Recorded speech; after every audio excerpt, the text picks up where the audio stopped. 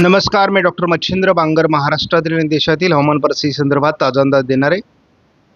हवामानात मोठा बदल झाला असून मान्सूनपूर्व पावसाच्या सरी महाराष्ट्रात अनेक जिल्ह्यांमध्ये बरसल्या आहेत आणि आपण बघतोच सध्या देखील बऱ्याच प्रमाणात महाराष्ट्राच्या काही भागात ढगाळ वातावरण आहे. श्रीलंकेच्या दरम्यान या ठिकाणी वादळास अनुकूल वातावरण तयार होते आणि या ठिकाणी अंदमानात देखील मोठ्या प्रमाणात पावसास अनुकूल वातावरण तयार झालं आहे. कालच अंदमानात पावसाची सुरुवात झालेली आहे, त्यामुळे वातावरण आता बदलू लागलं आहे. भारतीय हवामान खात्याचा पुढील 4 आठवड्याचा अंदाज जर बघितला तर आपल्याला या ठिकाणी स्पष्टपणे 7 तारखेपासून 14 तारखेपर्यंत बंगालच्या उपसागरामध्ये वातावरण बदलेल. एखादी सिस्टम ही बंगालच्या उपसागराच्या दक्षिणेकडून मध्यापर्यंत सरकण्याची शक्यता आहे. 14 तारखेपासून 21 तारखेच्या दरम्यान मात्र केरळच्या दरम्यान एखादी सिस्टम विकसित होऊ शकते आणि त्याचा दक्षिण कोकणात चांगल्या प्रकारचा पावसाचा अंदाज देखील तयार झाला आहे. शिवाय पूर्व भारतामध्ये आणि दक्षिण भारतामध्ये पावसाळी प्रमाण देखील वाढण्याचे संकेत आहेत. या दरम्यानच अंदमानात मान्सून देखील दाखल होणं अपेक्षित आहे. पश्चिम महाराष्ट्र कोकण असं पावसाळी वातावरण 21 ते 28च्या दरम्यान तयार होऊ शकतं. शिवाय दोन्ही समुद्रांमध्ये वादळी वातावरण असण्याची शक्यता कायम आहे.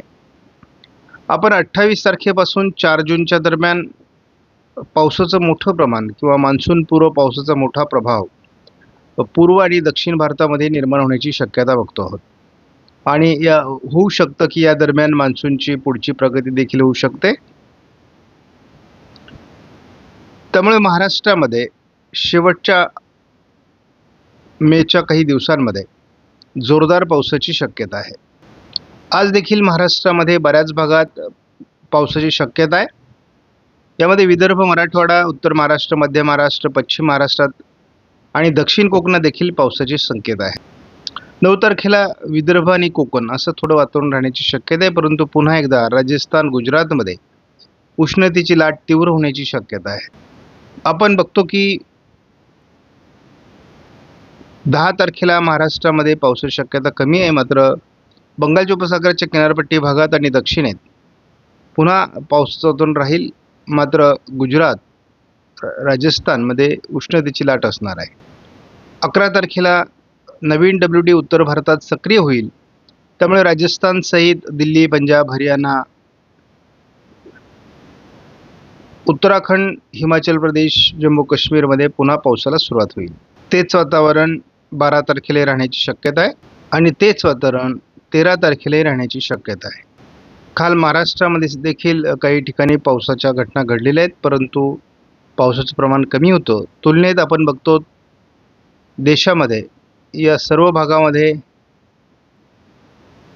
मोठ्या प्रमाणात पाऊस झालेला आहे. त्यानंतर पूर्व भारताच्याही बऱ्याच भागामध्ये पाऊस झालेला आहे आणि आपण बघतो की या राज्यांमध्ये देखील पावसाच्या घटना घडलेल्या आहेत. गुजरातच्या पूर्व भागात देखील पावसाच्या नोंदी आहेत. आपण या ठिकाणी बघतो की 2 वादळांच्या संदर्भामध्ये या ठिकाणी अलर्ट देण्यात आलेला आहे. एक अरबी समुद्रामध्ये आणि तर दुसरं बंगालच्या उपसागरामध्ये ही वादळं तयार होतील.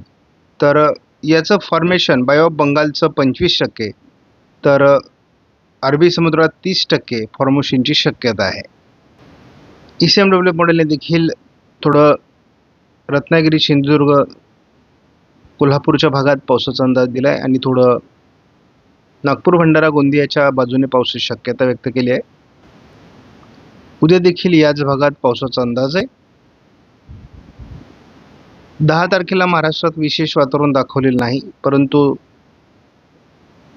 श्रीलंकेच्या आजूबाजूने, अंदमानात आणि केरळच्या आजूबाजूने थोडं वादळी परिस्थितीसाठी अनुकूल वातावरण तयार होतं आहे. 11 तारखेला या वादळी परिस्थितीत वाढ होऊ शकते. महाराष्ट्रात विशेष पाऊस दाखवलेला नाही. 12 तारखेला देखील अंदमानात सहित केरळपर्यंत पावसाचं मोठं वातावरण राहण्याची शक्यता आहे. कालप्रमाणेच आज देखील आयकॉन मॉडेलने पावसाचं वातावरण मराठवाडा, पश्चिम महाराष्ट्र, कोकण असं दाखवलेलं आहे आणि काल देखील या ठिकाणी पाऊस झालेला आहे. आयकॉन मॉडेलनुसार सध्या पावसाच्या ॲक्टिव्हिटीज होत आहेत महाराष्ट्रामध्ये. या पावसाच्या ॲक्टिव्हिटीज विदर्भ, मराठवाडा, पश्चिम महाराष्ट्र, दक्षिण कोकण अशा 9 तारखेला असणार आहेत. या ठिकाणी आयकॉन मॉडेलने मात्र दोन्ही समुद्रात वादळी सिस्टम विकसित होण्याचा अंदाज दिला आहे. 10 तारखेला महाराष्ट्राच्या दक्षिणेकडून म्हणजे विदर्भाचा दक्षिणी भाग, मराठवाड्याचा दक्षिणी भाग, पश्चिम महाराष्ट्र, दक्षिण कोकण या भागात देखील पावसाचा अंदाज आहे. 11 तारखेला देखील पावसाची शक्यता महाराष्ट्रात कमी आहे, परंतु अंदमानात आणि केरळात वादळी सिस्टममुळे पाऊस वाढणार आहे. सांगली, कोल्हापूर, धाराशिवच्या आजूबाजूने, सातारा, पश्चिम आणि कोल्हापूर, सिंधुदुर्ग किंवा सांगलीच्या भागात 12 तारखेला हलकं वातावरण दाखवलेलं आहे. ECMW मॉडेलचा अंदाज फार महत्त्वाचा आहे आणि यामध्ये आपल्याला स्पष्टपणे एक वादळी सिस्टम केरळच्या दरम्यान बनून ती उत्तर कर्नाटक, दक्षिण पश्चिम महाराष्ट्रामध्ये प्रभाव टाकेल अशा प्रकारचा पहिला अंदाज आला आहे 22 तारखेपर्यंत. आणि असं झाल्यास मोठं पावसाळी वातावरण महाराष्ट्रात तयार होऊ शकतं असा अंदाज आहे. अंदमानात देखील दरम्यानच्या काळात मोठ्या प्रमाणात पाऊस असण्याची शक्यता आहे. त्यामुळे एकूणच मान्सून पुढील प्रगती करण्यासाठी अनुकूल वातावरण आहे. ECMW मॉडेलने पहिल्यांदा महाराष्ट्रामध्ये जोरदार पावसाचा अंदाज पश्चिम महाराष्ट्र, दक्षिण कोकण, मराठवाड्याचा दक्षिणी भाग, मध्य महाराष्ट्र आणि अगदी विदर्भात देखील म्हणजे 17 तारखेपासून तर 21-22 तारखेपर्यंत मोठं वातावरण महाराष्ट्रात राहण्याची शक्यता आहे. हा प्राथमिक अंदाज आहे, अंदाजात बदल होऊ शकतो. देखील महाराष्ट्रामध्ये किरकोळ पावसाच्या घटना या मराठवाडा, पश्चिम महाराष्ट्र, दक्षिण कोकणात घडू शकतात.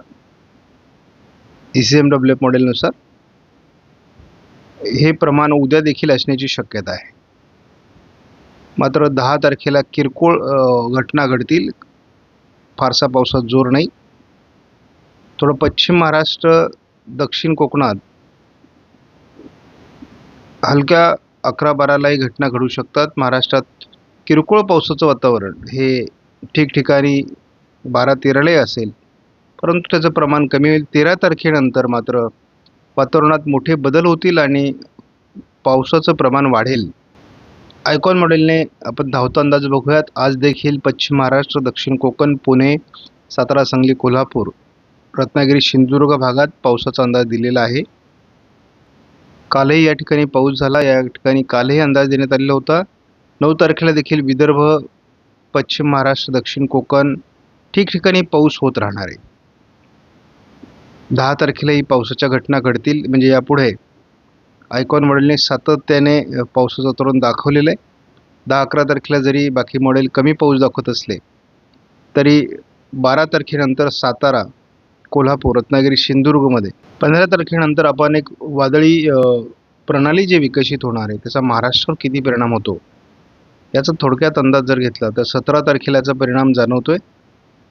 18 तारखेलाही जाणवण्याची शक्यता आहे आणि हे एक चक्रीवादळ असणार आहे. तर सिंधुदुर्ग, रत्नागिरीमध्ये याचा प्रभाव आहे. गोवा ते रत्नागिरीच्या दरम्यान याचा महाराष्ट्रावर परिणाम होईल. त्याच्यानंतर कोल्हापूर, सांगली, सोलापूर, सातारा या भागातून ते भूभागावर सोलापूरपर्यंत सरकण्याची शक्यता आहे. त्यानंतर लातूर, धाराशिवपर्यंत त्याचा परिणाम होईल. महाराष्ट्रात सर्व बहुतांश जिल्ह्यात तो पाऊस देईल आणि साधारणपणे आपण बघतो की पुन्हा फिरून ते अरबी समुद्राकडे सरकण्याची शक्यता आहे. म्हणजे भूभागावरच ते दीर्घकाळ राहण्याची शक्यता आहे. आता हा अंदाज आहे, या अंदाजात बदल होणार हे मी सांगून ठेवलेलं आहे. आपणास व्हिडिओमधील माहिती महत्त्वपूर्ण वाटल्यास लाईक करा, शेअर करा, चॅनलला सबस्क्राईब करा. धन्यवाद. जय हिंद, जय महाराष्ट्र, जय बळीराजा.